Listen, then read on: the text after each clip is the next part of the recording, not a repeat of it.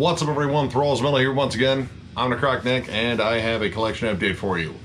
Got a bundle of stuff that I got at a different record store.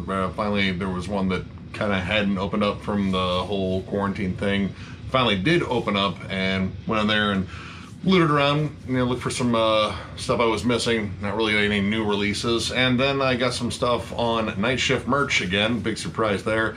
They had some releases that definitely were not in there before, and there were a couple I definitely wanted to pounce on. So let's just get into this one. This one is relatively short. I already have another one lined up that actually has a special tie-in with a subscriber.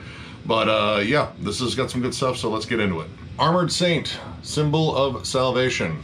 I have been meaning to get some Armored Saint just because I am a giant John Bush fan. That dude is still an absolutely fantastic vocalist. So I started here because this is an album I kept hearing that is one of Armored Saint's best, at least kind of overall in terms of the opinions I've run into from Armored Saint fans. I gotta say, this is a damn good place to start here. This is killer, groovy, old school heavy metal, little bits of thrash intensity in there, great lead work, great melodies across the board, just excellent songwriting. I absolutely loved this album. I really got into the title track in particular. I think it just feels very anthemic, but I think anthemic is kind of the feel across this entire album. I have to say though, the entire album kind of felt like one long 80s bar fight, or early 90s, take your pick. But I dug it. Again, John Bush rolls. His vocals are absolutely killer on this, as they are in pretty much every single release he's on. Great stuff. I think I'm gonna have to start getting some more Armored Saint. It's kind of overdue, I guess. But yeah, if you've never checked out Armored Saint, this would not be a bad place to start. And this also is, again, the 2018 special edition. Comes with some bonus tracks on there, so you get some fun extra stuff. Yeah, definitely check this out. Check out Armored Saint. I'm definitely gonna be getting more in the future. Blood Has Been Shed, Novella of Uriel. This is the second album from this, I believe, now defunct metalcore band. This band actually featured a lot of members that sort of rolled through from bands that would become prominent later, or just bands that were prominent and sort of passing through, I guess. Howard Jones, probably one of the more well-known ones on here. He fronted this band before jumping on Killswitch Engage.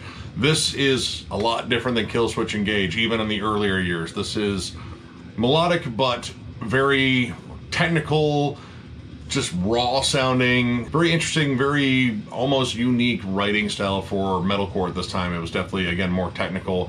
They included additional instruments. I believe there's bagpipes. I know there's violins on the opening track, Wetwork, which screams like early 90s melodic death metal, but some of these breakdowns on here are death metal heavy. Like, I'm talking like Suffocation and like early brutal death metal and stuff like that. But every now and then Howard would pop off some really cool cleans. Still not quite to where he would get in terms of Killswitch Engage, which that dude is still a marvelous singer. This is a wild listen. This is really, like, again, very strange metalcore, kind of like Botch or like Norma Jean, but again, mix that with like Earth Crisis. This completes pretty much everything they released in terms of studio albums. I have To Dwell on Thoughts of You and their last album, Spirals. So I don't know, this might be retro review material for all three albums at one point, just because this was a pretty cool metalcore band, and again, it featured a lot of cool famous people that went on to bigger things later. But yeah, if you've never checked out this band and you like your metalcore particularly raw and disgusting, definitely check this out. Bloodhag, Hell Bent for Letters. This is the second album from this Seattle-based death thrash, I don't know, they kind of worked all three of those together. This band, I would say, is, I guess, kind of a joke band. I mean, you look at their appearance, they're all dressed like they're knocking on your door telling you about how much Jesus wants to save you.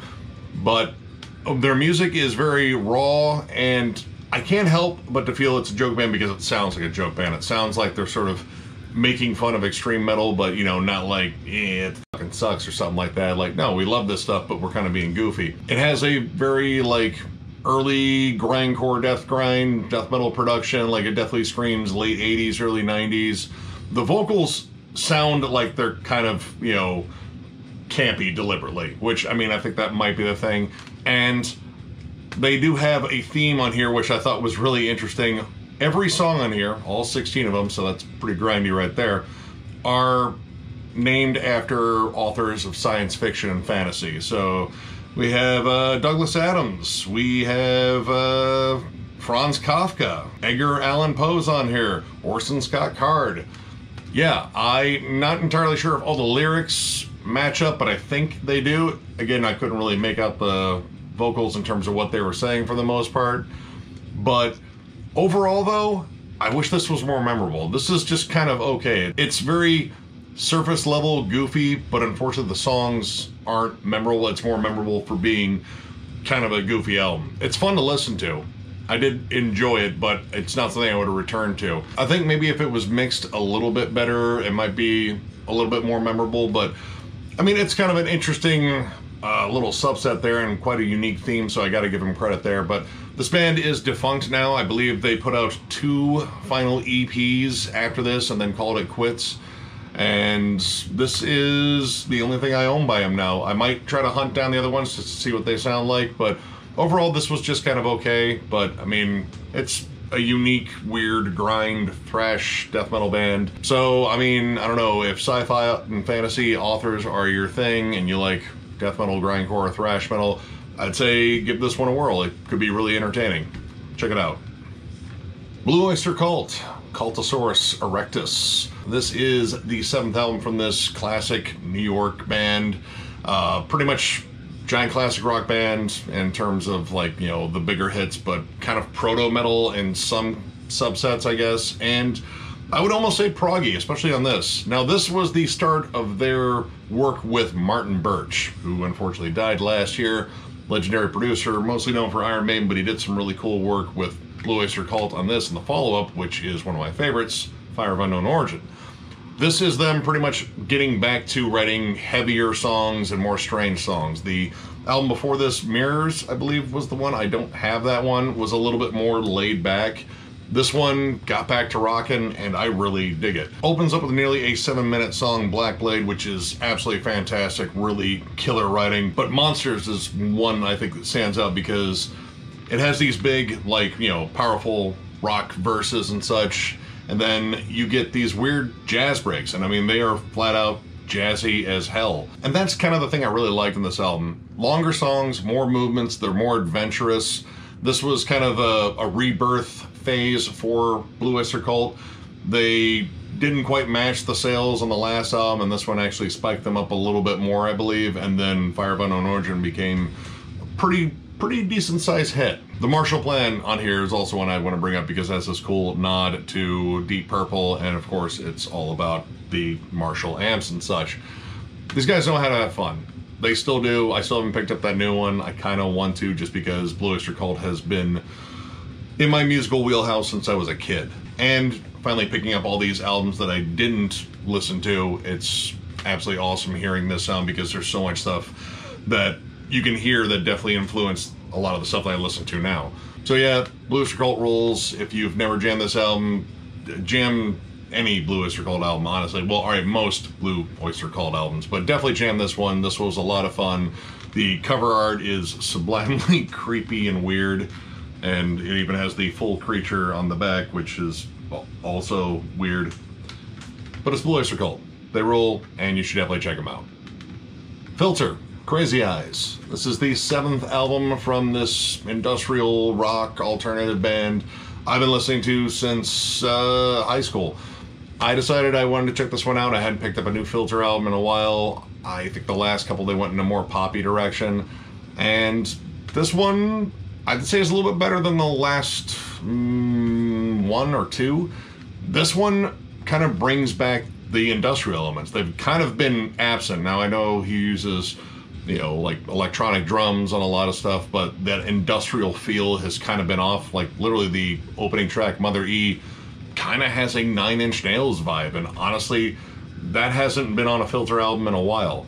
Now I've been really hit or miss with this band, and there's always things I like on their albums, but there's always things I don't like, and unfortunately, both those things kind of center around Richard Patrick.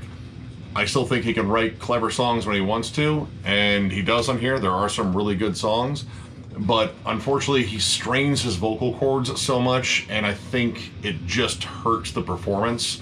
There are spots where it calls for definitely a more clean approach, and he still has that very raspy kind of nasal scream, but it does not pack the same punch as it used to. In fact, it kind of sounds worn out in a lot of spots. But I do like the fact that this has a darker tone, and there is some really good songs in here again. Welcome to the Suck.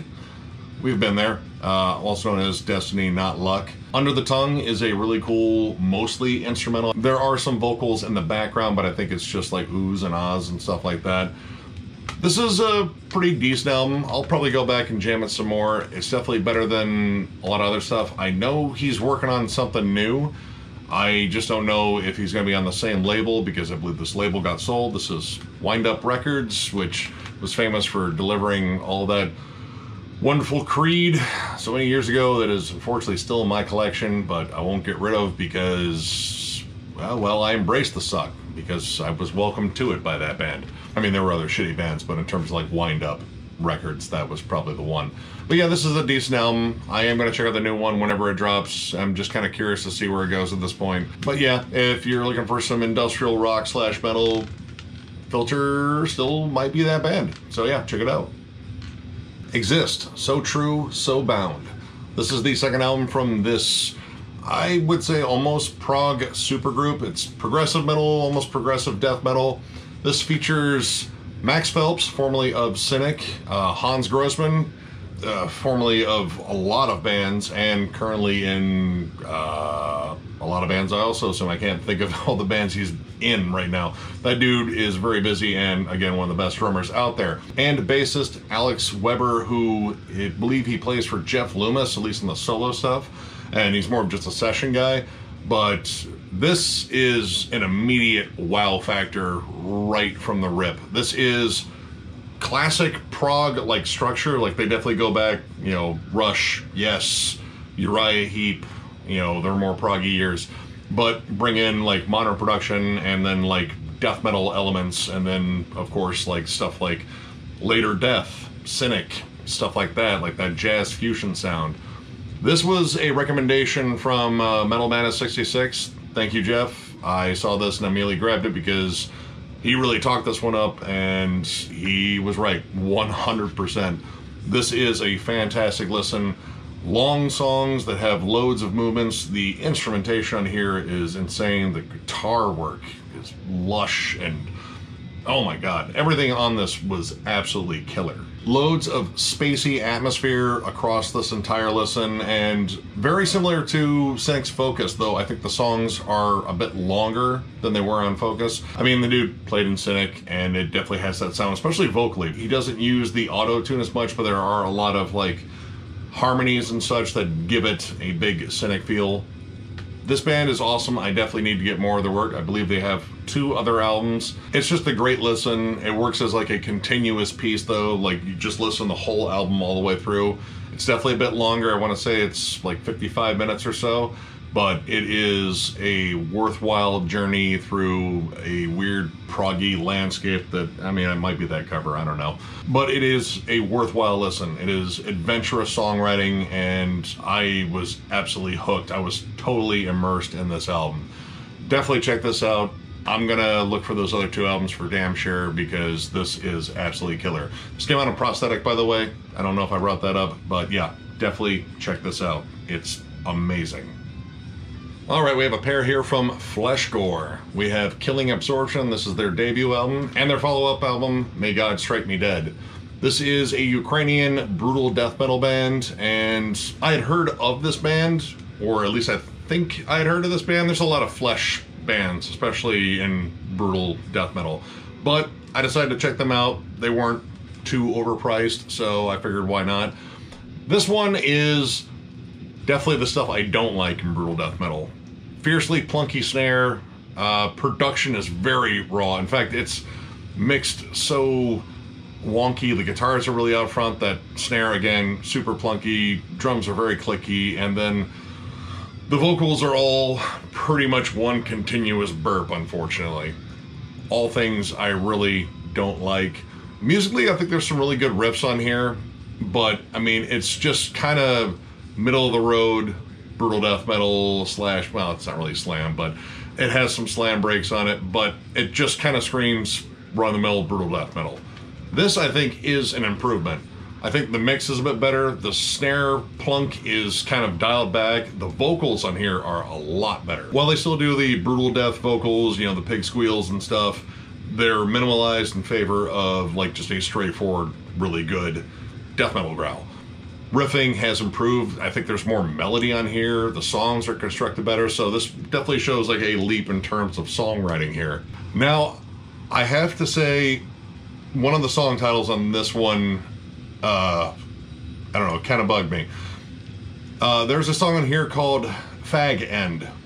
It's hyphenated, and looking at the lyrics, it doesn't seem like it has anything to do with any sort of like homophobia or any of that bullshit.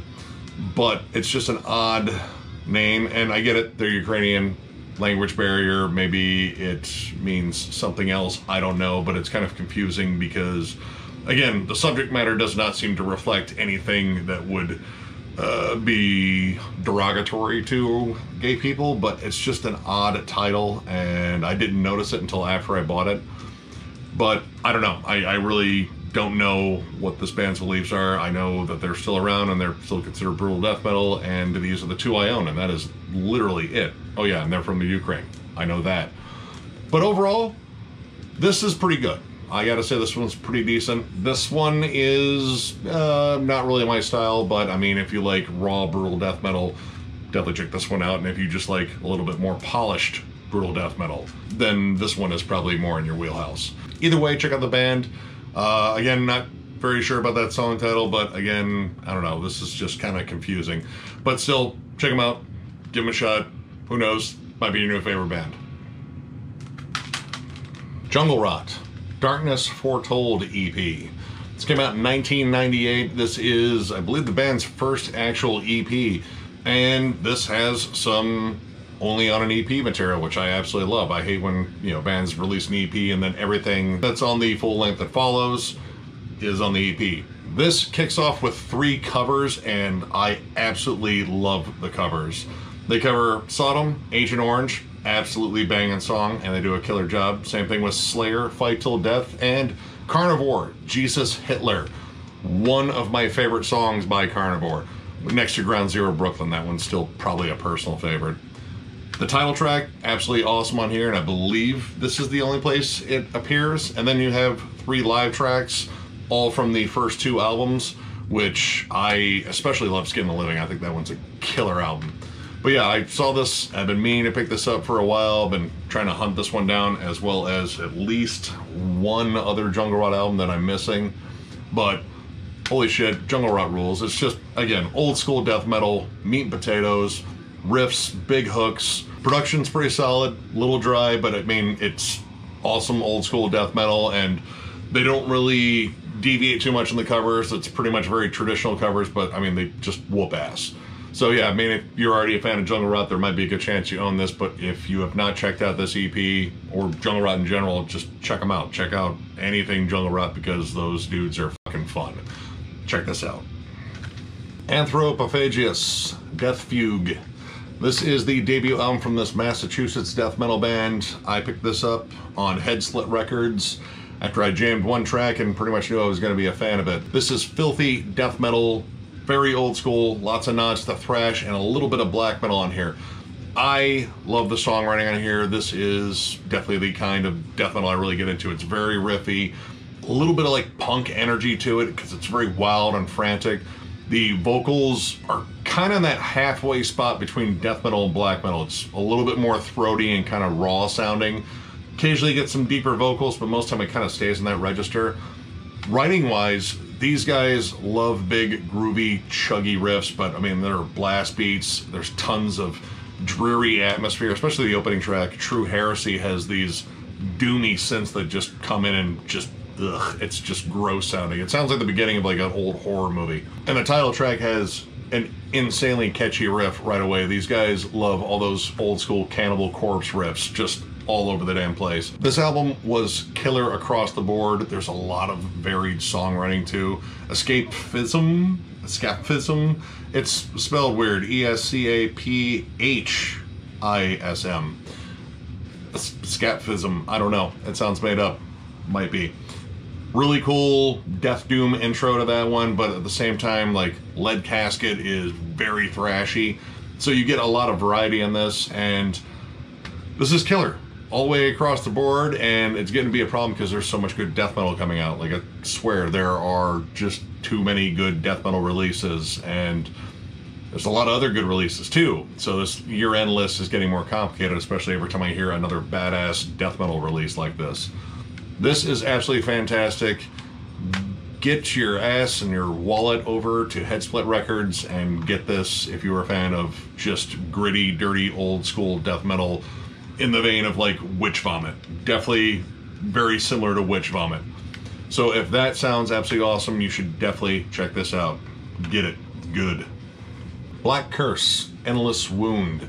This is the debut album from this blackened death metal supergroup, I guess you can call it a supergroup, because you have members of Chemist, Blood Incantation, Spectral Voice, and Primitive Man. So all those bands pretty much awesome in my book, and they are coming together here to make one of the heaviest blackened death metal albums I've heard here recently. This album is flat out disturbingly heavy.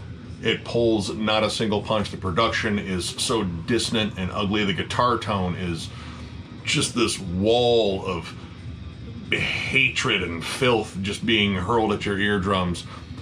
The vocals on here are absolutely insane. I'm not entirely sure if it's just one of the guys on there, but you get howls, growls, whispers, cries in the night, shrieks. There's hissing, I think. I don't know, dude. It all sounds very disturbing. The vocals really contribute a lot to this already very atmospheric album. It is just dripping with nastiness. I really don't know how to describe how heavy and just almost unsettling this album is, but I love it. It is riffy as hell too. Like, it will get down to like some big nasty incantation style like Death Doom breaks, but there's a lot of blackened atmosphere in here. There's a lot of just flat out old school death metal riffing on here. This is disgusting, and I'm kicking myself for missing it last year because this could have been on my year-end list. I just didn't get around to getting it until now, but I have it now, and oh my god, I'm very happy I have it now because this is just fucking insane. Especially loved and raptured by Decay and the cool tribal feel on Lifeless Sanctum. This whole album is absolutely amazing if you're looking for something just insanely heavy. I think that's pretty much exactly what this target audience is. It's just people who want insanely heavy music. Definitely check this out. It is just disgusting. I love it. Dead Heat, World at War. This is the second album from this California-based crossover thrash / hardcore band, kind of somewhere in between. Honestly, it reminds me a lot of Agnostic Front because the vocal delivery is kind of similar to Roger's vocals. It doesn't sound quite like him. They're very raspy and dry, but it has that weird intonation that Roger has in his vocals. This is okay.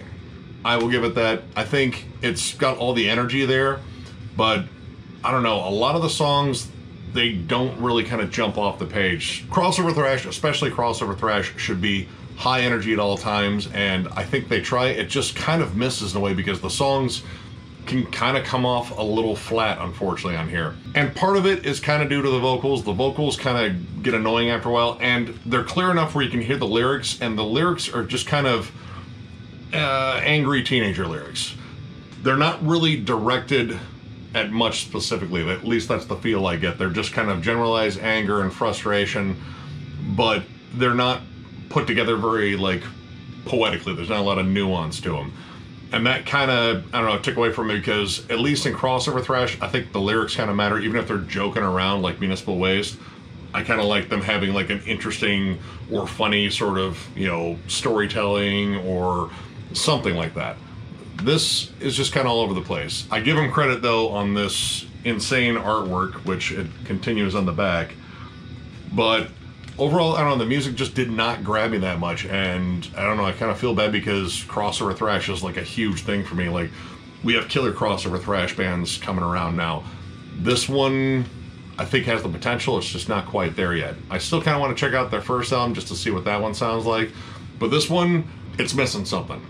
I don't know quite what it's missing, but it's just kind of noticeable that it's missing something. But still, I urge you to check it out, form your own opinions. This is just mine, and it's just an opinion. So definitely give this a chance. Fulci Tropical Sun. This is the second album from this Italian brutal death band. Came out in 2019. I actually heard about this band at Maryland Death Fest in 2019, and it was this album, and I couldn't find it. And when I saw Night Shift had it, I ordered it immediately because I really enjoyed their debut album, which I believe the theme of that one was Gates of Hell / City of the Living Dead. This is obviously Fulci themed. It's not just the name. They actually theme each one of their albums after another Fulci movie, and they have a new one coming out. I did not look into it to see which movie they're doing, but I'll get it regardless because this band is absolutely awesome. This is so groove laden and just pummeling heavy hooks. It's not like pretty hooks, even though there is some more melody on this. It's just brutal as hell. And I kind of like the fact that this has a Mortician feel, at least in terms of the fact that they have a drum machine. It is not as obvious as Mortician's drum machine, but they don't give a shit. They want you to know it's a drum machine. But it still has the same elements, the brutal heavy riffs, the samples. All these, of course, are from Zombie, in case you didn't recognize this handsome little fella down here.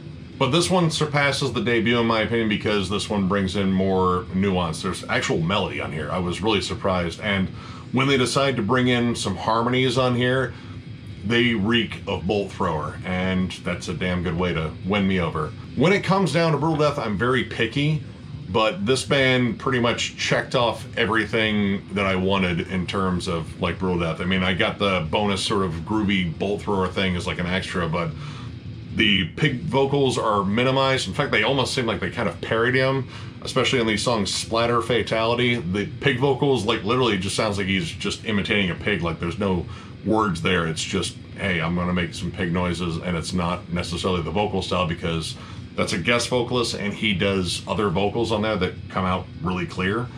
And the vocals are just like deep, kind of old Chris Barnes kind of vocals or Frank Mullen.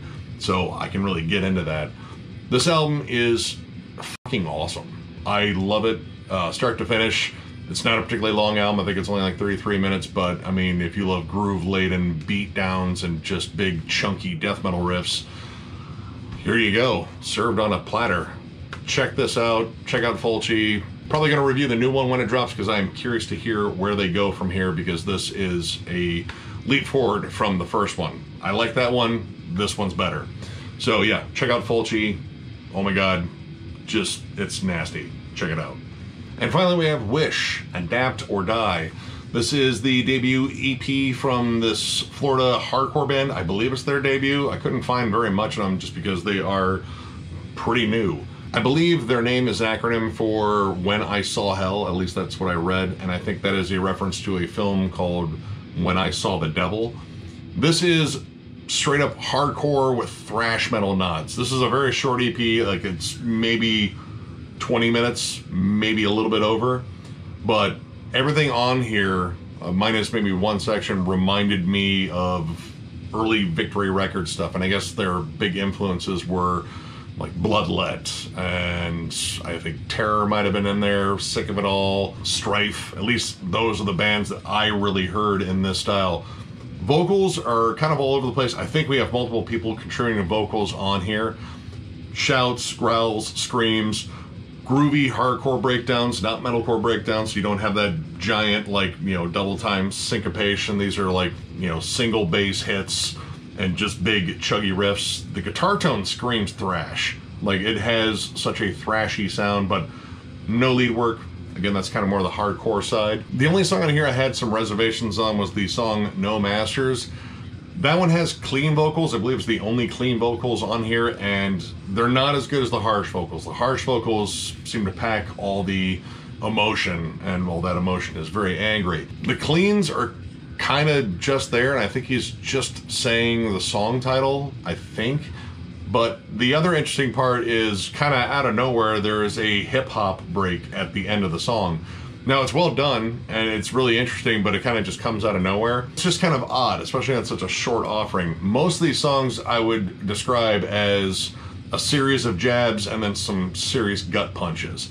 They're all done looking to do damage, and they succeed. They deliver punch after punch. This was a fun EP. I kind of just picked this one up at a whim, read the description, jammed a track, and I was like, you know what?